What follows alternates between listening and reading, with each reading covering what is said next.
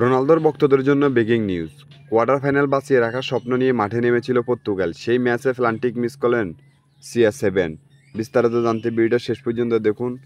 গতকাল রাত কোয়ার্টার ফাইনালে স্বপ্ন বাঁচিয়ে রাখতে মাঠে নেমেছিল রোনালদোর পর্তুগাল সেন্টমেনিয়ার বিপক্ষে ক্লাসিক্যাল হাই ভোল্টেজ ম্যাচে। সেই ম্যাচেই চোখে চোখ রাঙিয়েই কথা বলেছে সেন্টমেনিয়া পর্তুগালের বিপক্ষে।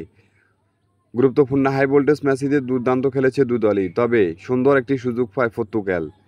হঠাৎ করে ভুল করে বসেন সেন্টমেনিয়ার একজন খেলোয়াড়। ডি বক্সের মধ্যেই পর্তুগালে ক্রিস্টিয়ানো রোনালদোকে ফাউল করে বসেন। সেখান থেকে তারা প্লান্টি লাভ করে। সেই প্লান্টিই মিস করেন পর্তুগালের CR7 রোনালদো। সেই প্লান্টিকটা মিস করে মাঠে ভেঙে পড়েছেন ফুটবলের মহারাজা CR7 রোনালদো। তিনি একদম হতাশাগ্রস্ত হয়ে যায়। তারপরে শত চেষ্টা করেও আর ম্যাচে ফিরতে পারেনি দুই দলের কেউই। তবে গুরুত্বপূর্ণ হাই ভোল্টেজ ম্যাচটিতে নির্দিষ্ট সময়ে কোনো গোল না আসাতে শেষ পর্যন্ত ম্যাচটি টাইফিকারে গড়ায়। টাইফিকারেই বাজিমাত করেন রোনালদোর পর্তুগাল। টাইফিকারে শট নেওয়ার জন্য প্রথমে এসেছিল পর্তুগালের CR7 রোনালদো। তিনি গোল করেই দুই হাত জোড়ো করে দর্শকের কাছে ক্ষমা চেয়েছেন এবং গোলটা করে তিনি কান্না করে দিয়েছেন। তিনি ক্ষমা চেয়েছেন সেই টাইফিকারটা মিস হওয়ার কারণে।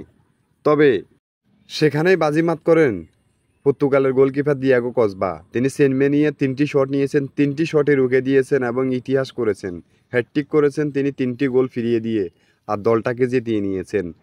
3-0 গোলে টাইফিকারে জয়লাভ করেছেন পর্তুগাল। এই জয়ে তারা কোয়ার্টার ফাইনাল নিশ্চিত করেছে। তবে কোয়ার্টার ফাইনালে তাদের প্রতিপক্ষ ফ্রান্স। তারা কি পারবে ফ্রান্সকে হারিয়ে সেমিফাইনাল নিশ্চিত করতে? রোনালদোর কিন্তু এটাই শেষ আসর ফুটবলের। ভিডিওটা আপনার থেকে কেমন লেগেছে? আপনি যদি রোনালদোর ভক্ত হয়ে থাকেন অবশ্যই চ্যানেলটি সাবস্ক্রাইব করে দিবেন এবং খেলাধুলার সকল আপডেট নিউজ পেতে আমাদের পাশে থাকবেন সবসময়।